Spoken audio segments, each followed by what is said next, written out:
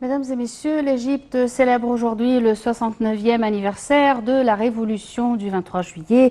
À cette occasion, le président Abdel Fattah el-Sisi s'est adressé à la nation, soulignant que la révolution a changé la réalité de la vie en Égypte et qu'elle a bouleversé tous les domaines dans le pays. Et pour mieux parler de ce sujet, on a le plaisir d'accueillir au bout du fil Madame Farida Choubechi, écrivaine, journaliste et membre du Parlement. Bonjour Madame Farida.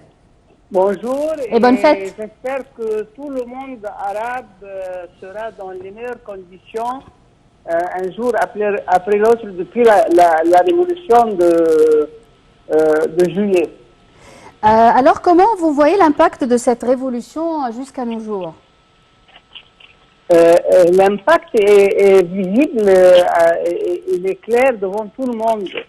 C'est-à-dire que quand on voit que les Arabes maintenant, même dans des conditions pénibles comme celles par lesquelles on passe maintenant, ils refusent de se plier aux exigences des ennemis de leur projet. Nous avons vu ça se matérialiser dans la révolution du 30 juin 2013. C'est-à-dire que plus la révolution du 23 juillet a enraciné dans le cœur et la vision des Arabes que la liberté et l'égalité et l'indépendance nationale sont quelque chose qu'on ne peut pas s'en séparer. La révolution du 23 juillet n'a pas seulement affecté le peuple arabe, mais aussi tout le monde et le continent africain. Bien sûr. Oui. Et le tiers-monde entier.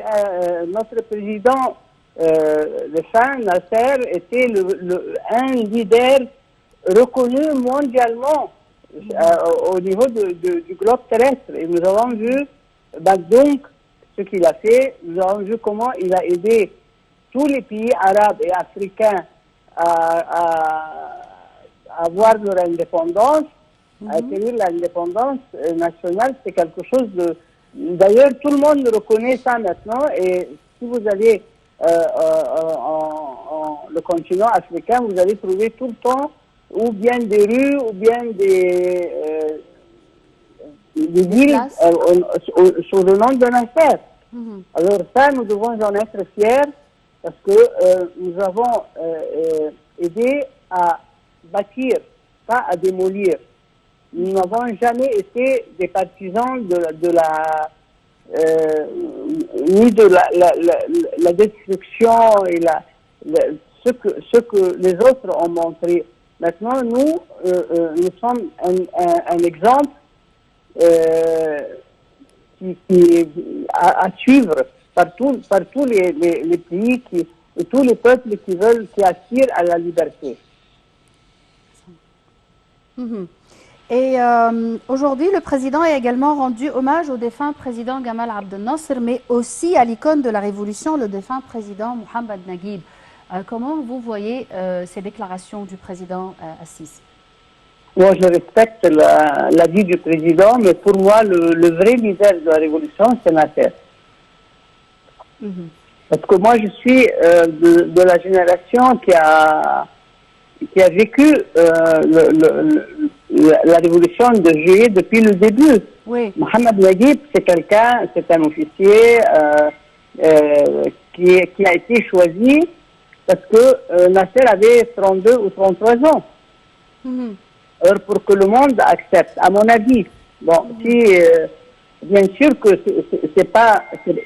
c'est quelqu'un qui a une histoire, c'est pas le moment maintenant d'en parler. Oui. Mais pour moi, la personne idéale et le leader idéal, c'est Nasser.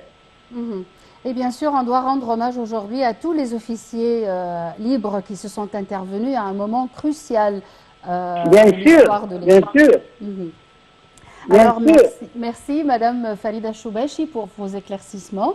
Vous êtes écrivaine, journaliste et membre du Parlement. On va voir ensemble maintenant le profil de l'ancien président Gamal Abdel Nasser, dessiné par notre collègue Perihan Farouk.